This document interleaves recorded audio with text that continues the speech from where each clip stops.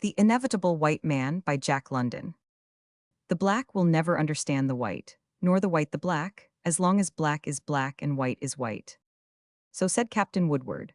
We sat in the parlor of Charlie Roberts' pub in Appia, drinking long Abu Hames compounded and shared with us by the aforesaid Charlie Roberts, who claimed the recipe direct from Stevens, famous for having invented the Abu Hamd at a time when he was spurred on by Nile thirst. The Stevens who was responsible for, with Kitchener to Carton, and who passed out at the siege of Ladysmith. Captain Woodward, short and squat, elderly, burned by 40 years of tropic sun, and with the most beautiful liquid brown eyes I ever saw in a man, spoke from a vast experience. The crisscross of scars on his bald pate bespoke a tomahawk intimacy with the black, and of equal intimacy was the advertisement, front and rear, on the right side of his neck, where an arrow had at one time entered and been pulled clean through. As he explained, he had been in a hurry on that occasion. The arrow impeded his running, and he felt that he could not take the time to break off the head and pull out the shaft the way it had come in. At the present moment, he was commander of the Savvy, the big steamer that recruited labor from the westward for the German plantations on Samoa. Half the trouble is the stupidity of the whites, said Roberts, pausing to take a swig from his glass and to curse the Samoan barboy in affectionate terms. If the white man would lay himself out a bit to understand the workings of the black man's mind, most of the messes would be avoided. I've seen a few who claimed they understood niggers, Captain Woodward retorted, and I always took notice that they were the first to be kaikai'd, eaten. Look at the missionaries in New Guinea and the New Hebrides, the martyr Isle of Erromanga and all the rest. Look at the Austrian expedition that was cut to pieces in the Solomons, in the bush of Guadalcanal. And look at the traders themselves, with a score of years' experience, making their brag that no nigger would ever get them, and whose heads to this day are ornamenting the rafters of the canoe houses. There was old Johnny Simons, 26 years on the raw edges of Melanesia, swore he knew the niggers like a book and that they'd never do for him, and he passed out at Marovo Lagoon, New Georgia, had his head sawed off by a black Mary, woman, and an old nigger with only one leg, having left the other leg in the mouth of a shark while diving for dynamited fish. There was Billy Watts, horrible reputation as a nigger killer, a man to scare the devil. I remember lying at Cape Little, New Ireland, when the niggers stole half a case of trade tobacco, cost him about $3.50. In retaliation, he turned out, shot 6 niggers, smashed up their war canoes, and burned 2 villages. And it was at Cape Little, 4 years afterward, that he was jumped along with 50 buku boys he had with him fishing Bechtemur. In 5 minutes, they were all dead, with the exception of 3 boys who got away in a canoe. Don't talk to me about understanding the nigger. The white man's mission is to farm the world, and it's a big enough job cut out for him. What time has he got left to understand niggers anyway? Just so, said Roberts. And somehow it doesn't seem necessary, after all, to understand the niggers. In direct proportion to the white man's stupidity is his success in farming the world. And putting the fear of God into the nigger's heart, Captain Woodward blurted out. Perhaps you're right, Roberts. Perhaps it's his stupidity that makes him succeed, and surely one phase of his stupidity is his inability to understand the niggers. But there's one thing sure, the white has to run the niggers whether he understands them or not. It's inevitable, it's fate. And of course the white man is inevitable. It's the nigger's fate, Roberts broke in. Tell the white man there's pearl shell in some lagoon infested by 10,000 howling cannibals, and he'll head there all by his lonely, with half a dozen Kanaka divers and a tin alarm clock for chronometer, all packed like sardines on a commodious 5-ton ketch. Whisper that there's a gold strike at the North Pole, and that same inevitable white-skinned creature will set out at once, armed with pick and shovel, a side of bacon, and the latest Pat rocker. And what's more, he'll get there. Tip it off to him that there's diamonds on the red-hot ramparts of hell, and Mr. White Man will storm the ramparts and set old Satan himself to pick and shovel work. That's what comes of being stupid and inevitable. But I wonder what the black man must think of the inevitableness, I said. Captain Woodward broke into quiet laughter. His eyes had a reminiscent gleam. I'm just wondering what the niggers of Malu thought, and still, must be thinking of the one inevitable white man we had on board when we visited them in the Duchess, he explained. Roberts mixed 3 more Abu Hames. That was 20 years ago. Saxdorf was his name. He was certainly the most stupid man I ever saw, but he was as inevitable as death. There was only one thing that chap could do, and that was shoot. I remember the first time I ran into him, right here in Appia 20 years ago. That was before your time, Roberts. I was sleeping at Dutch Henry's Hotel, down where the market is now. Ever heard of him? He made a tidy stake smuggling arms into the rebels, sold out his hotel, and was killed in Sydney just 6 weeks afterward in a saloon row. But Saxdorf, one night I just got to sleep, when a couple of cats began to sing in the courtyard. It was out of bed and up window, water jug in hand. But just then I heard the window of the next room go up. 2 shots were fired and the window was closed. I failed to impress you with the celerity of the transaction. 10 seconds at the outside. Up went the window, bang bang went the revolver, and down went the window. Whoever it was, he had never stopped to see the effect of his shots. He knew, do you follow me? He knew. There was no more cat concert, and in the morning there lay the 2 offenders, stone dead. It was marvelous to me. It still is marvelous. First, it was starlight, and Saxdorf shot without drawing a bead. Next, he shot so rapidly that the 2 reports were like a double report. And finally, he knew he had hit his marks without looking to see. 2 days afterward, he came on board to see me. I was mate then on the Duchess, a whacking big 150-ton schooner, a blackbirder. And let me tell you that blackbirders were blackbirders in those days. There weren't any government protection for us either. It was rough work, give and take if we were finished and nothing said, and we ran niggers from every South Sea island they didn't kick us off from. Well, Saxdorf came on board. John Saxdorf was the name he gave. He was a sandy little man, hair sandy, complexion sandy, and eyes sandy too. Nothing striking about him. His soul was as neutral as his color scheme. He said he was strapped and wanted to ship on board. Would go cabin boy, cook, supercargo, or common sailor. Didn't know anything about any of the billets but said that he was willing to learn. I didn't want him, but his shooting had so impressed me that I took him as common sailor, wages £3 per month.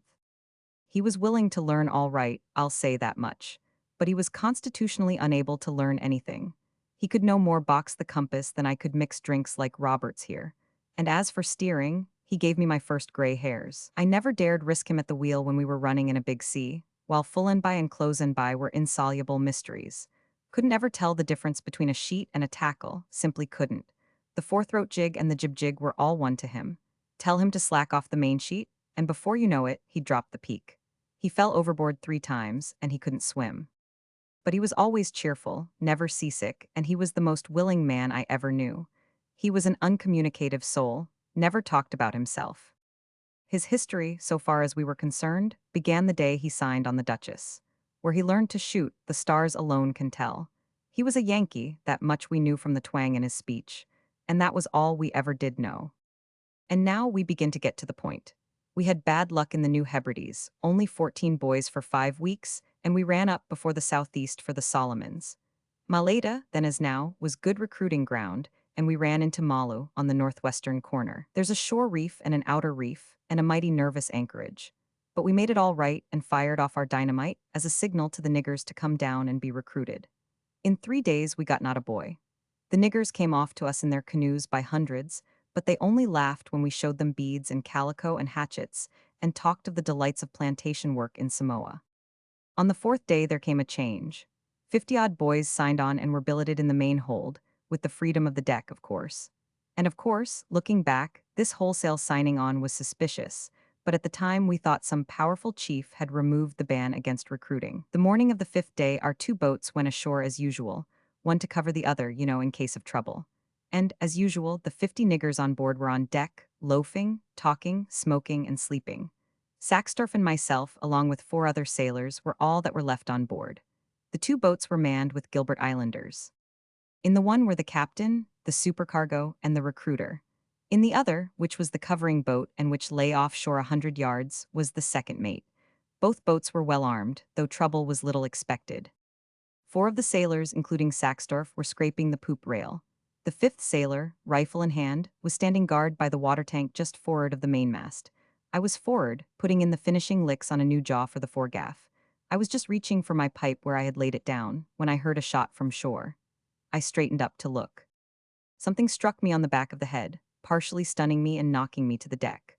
My first thought was that something had carried away aloft, but even as I went down, and before I struck the deck, I heard the devil's own tattoo of rifles from the boats, and twisting sidewise, I caught a glimpse of the sailor who was standing guard. 2 big niggers were holding his arms, and a 3rd nigger from behind was braining him with a tomahawk. I can see it now, the water tank, the mainmast, the gang hanging on to him, the hatchet descending on the back of his head, and all under the blazing sunlight. I was fascinated by that growing vision of death. The tomahawk seemed to take a horribly long time to come down. I saw it land, and the man's legs give under him as he crumpled. The niggers held him up by sheer strength while he was hacked a couple of times more. Then I got 2 more hacks on the head and decided that I was dead. So did the brute that was hacking me. I was too helpless to move, and I lay there and watched them removing the sentry's head. I must say they did it slick enough. They were old hands at the business. The rifle firing from the boats had ceased, and I made no doubt that they were finished off and that the end had come to everything. It was only a matter of moments when they would return for my head. They were evidently taking the heads from the sailors aft. Heads are valuable on Maleta, especially white heads. They have the place of honor in the canoe houses of the saltwater natives. What particular decorative effect the bushmen get out of them, I didn't know, but they prize them just as much as the saltwater crowd. I had a dim notion of escaping, and I crawled on hands and knees to the winch, where I managed to drag myself to my feet. From there, I could look aft and see 3 heads on top the cabin, the heads of 3 sailors I had given orders to for months. The niggers saw me standing and started for me. I reached for my revolver and found they had taken it. I can't say that I was scared. I've been near to death several times, but it never seemed easier than right then. I was half stunned, and nothing seemed to matter. The leading nigger had armed himself with a cleaver from the galley, and he grimaced like an ape as he prepared to slice me down. But the slice was never made. He went down on the deck all of a heap, and I saw the blood gush from his mouth. In a dim way, I heard a rifle go off and continue to go off. Nigger after nigger went down. My senses began to clear, and I noted that there was never a miss. Every time that the rifle went off, a nigger dropped. I sat down on deck beside the winch and looked up. Perched in the crosstrees was Saxdorf. How he had managed it, I can't imagine, for he had carried up with him 2 Winchesters and I don't know how many bandoliers of ammunition, and he was now doing the one only thing in this world that he was fitted to do. I've seen shooting and slaughter, but I never saw anything like that. I sat by the winch and watched the show. I was weak and faint, and it seemed to be all a dream. Bang, bang, bang, bang went his rifle, and thud, thud, thud, thud went the niggers to the deck. It was amazing to see them go down. After their first rush to get me, when about a dozen had dropped, they seemed paralyzed, but he never left off pumping his gun. By this time, canoes and the 2 boats arrived from shore, armed with Snyders and with Winchesters which they had captured in the boats. The fusillade they let loose on Saxdorf was tremendous. Luckily for him, the niggers are only good at close range. They are not used to putting the gun to their shoulders. They wait until they are right on top of a man, and then they shoot from the hip. When his rifle got too hot, Saxdorf changed off. That had been his idea when he carried 2 rifles up with him. The astounding thing was the rapidity of his fire. Also, he never made a miss. If ever anything was inevitable, that man was. It was the swiftness of it that made the slaughter so appalling. The niggers did not have time to think. When they did manage to think, they went over the side in a rush, capsizing the canoes, of course. Saxdorf never let up. The water was covered with them, and plump, plump, plump, he dropped his bullets into them.